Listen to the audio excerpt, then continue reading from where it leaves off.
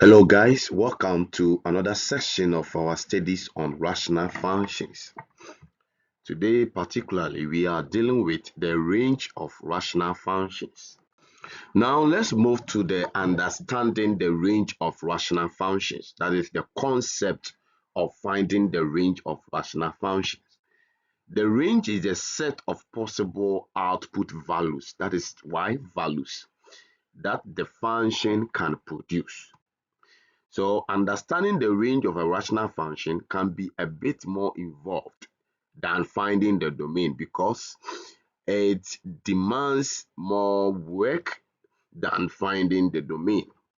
And we work backwards by solving the function for x in terms of y and identifying values that makes the expression undefined. So if you were with me when we were studying the domain values were to find the values of x that makes y defined. So when you come to the range, it is to find the value of y that makes x defined. That means you are solving backwards. So to find this or solve this problem, you need to make x rather the subject. So when you make x the subject, you end up getting an expression for y. Then you write the values of y that makes x defined. That is how we write the range of a function. So let's stick to an example. That is example with a step-by-step explanation. So here we have to find the range of the function f of x equal to 5x minus 3 divided by 2x minus 14. So step 1 is to set the function to equal to y. So I'm going to set this function to be equal to y. When I do that, I'm going to end up with y equal to 5x minus 3 divided by 2x minus 14. Then step 2 is to make x the subject. So if I make x the subject of this particular expression, making x the subject will be dealing with your cross multiplication where y will multiply 2x minus 14 equal to 5x minus 3. Then expand this bracket by multiplying y to the bracket here. So when you do that, we are going to end up with 2xy minus 14y equal to 5x minus 3. The next step is to group like terms because the motive is to make x the subject. So all the terms with x supposed to be grouped at one side. So the terms that we are going to group will be 1 and 2. That is 2xy and 5x. We are going to group them as 2xy minus 5x equal to 14y minus 30. When we do that, the next thing is to factorize the x out because x is the one that we need. So I'll divide both sides by 2y minus 5. So doing that will land the x to be equal to 14y minus 3 divided by 2y minus 5. So at this point, x is the subject in relation to y. So here we are going to identify the denominator as not equal to 0 because whenever the denominator becomes 0, the whole function becomes undefined. So as such, 2y minus 5 must not be equal to 0. So it means we solve for y at this particular point. So 2y must not be equal to 5. So automatically y must not be equal to 5 over 2. So if I am going to write the range, then therefore the range is all real numbers. It means that y can be any real number in the world with the exception of when y equal to 5 over 2.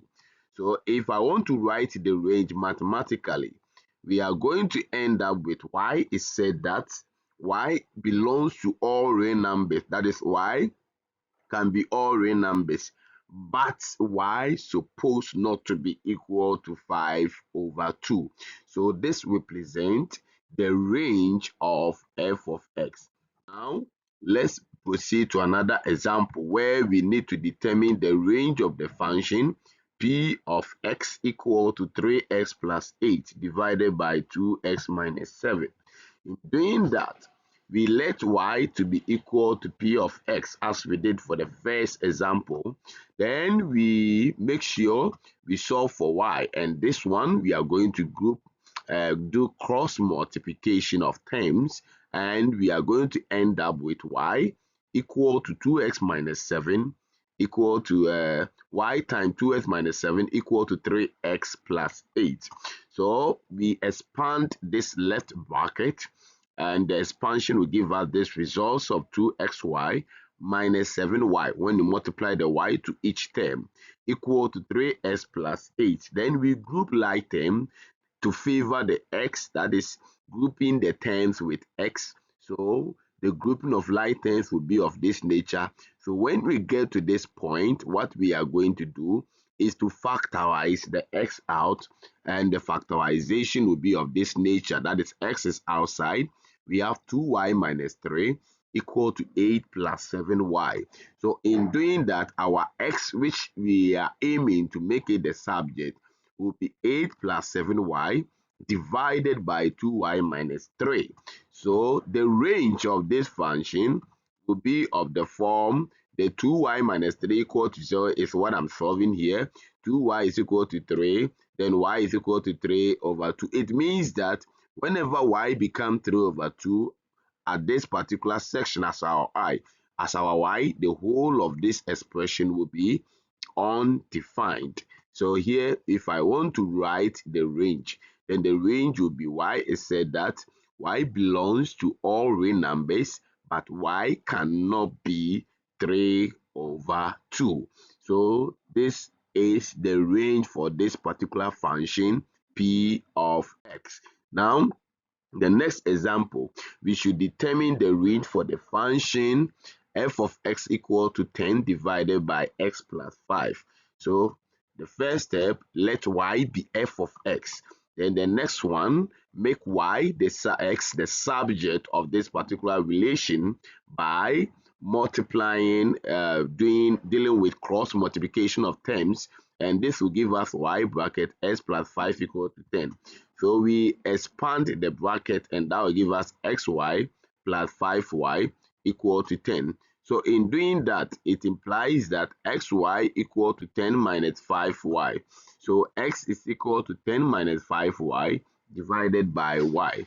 So if I want to find the range, then the range is such that this particular y is supposed not to be equal to 0. So y can be any real number. That is why it said that y is defined for all real numbers, with the exception of when y becomes 0. That means y is supposed not to be equal to 0.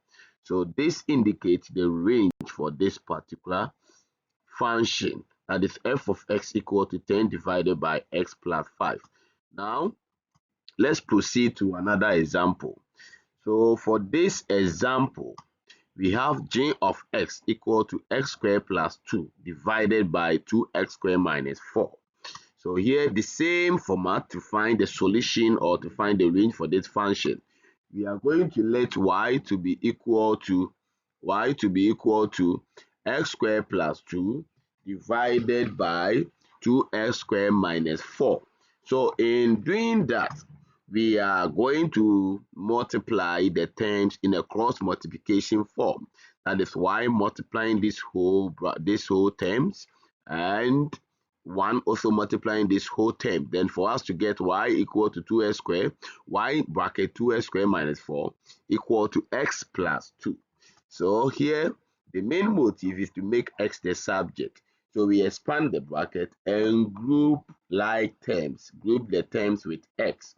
So in doing that, I'll factorize the x squared out, and we are going to end up with 2y minus 1 equal to 2 plus 4y. So here, x squared is equal to 2 plus 4y divided by 2y minus 1. And we are making x the subject, so x will be equal to plus or minus square root of 2 plus 4y divided by 2y plus minus 1. So here, we are interested to find the range. So the range is such that the whole of this particular function supposed to be greater than or equal to 0. That is the range. So here we will work on the numerator and the denominator. So for 2 plus 4y equal to 0 and 2y minus 1 equal to 0, it means that when you make y the subject here, we are going to end up with a value of minus 1 over 2. And when you make y the subject here, we are going to end up with a value of 1 over 2. Since we are looking for the range, now since we have a boundary of negative 1 over 2 and 1 over 2, we are going to find the range by testing to know the behavior or the function, the value of the function, or what we are going to get for the function when numbers are within the range of minus 1 over 2 and 1 over 2 and outside the range of minus 1 over 2 and 1 over 2. So we created a table in this section. So when y becomes less than negative 1 over 2, when anytime you substitute a value in this particular relation, we are going to get an answer that will be positive. And in fact, if the answer is positive, then it means it is included in the range because we are interested in numbers greater than 0 or equal to 0, that is positive numbers. And when y become equal to 0, this expression here will be automatically equal to 0.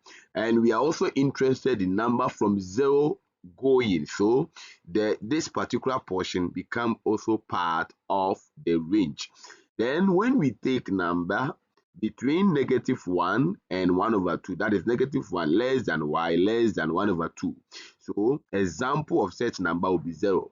When we substitute the numbers here, you are going to end up with a negative number, which means the whole of this expression will be negative. We are also interested in numbers greater than or equal to 0. So this portion is not part of the range. And the same applies to y equal to 1 over 2. When you substitute 1 over 2 here, the whole function will be undefined. So as such, this portion is also not part of the range. So when we take numbers greater than 1 over 2, we are going to end up with an answer that will be positive. So here, this portion becomes part of the range. So the range of this particular function will be those numbers or those ranges that help us to get an answer or numbers that will be greater than or equal to 0. And they are 1, 2, and 3. So if I want to write the answer, then I will be writing the answer as y is said that y belongs to all real numbers. But here, y is supposed to be 1 over 2 is supposed to be less than or equal to y. That means y is supposed to be numbers greater than or equal to 1 over 2. So here is it. There is an answer here and there is an answer here. So we have to know it.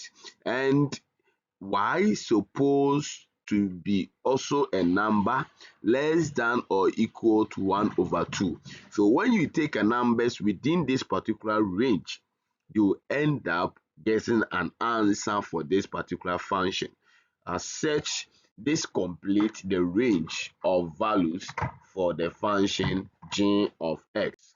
Now let's go to the practice section. We have a practice section for you to try your hands on them to see if you are on the right track. So we have two particular questions here. Find the range of this function and send us your feedback through this particular channel. Continue to subscribe to get to know a lot about high school maths. Thank you.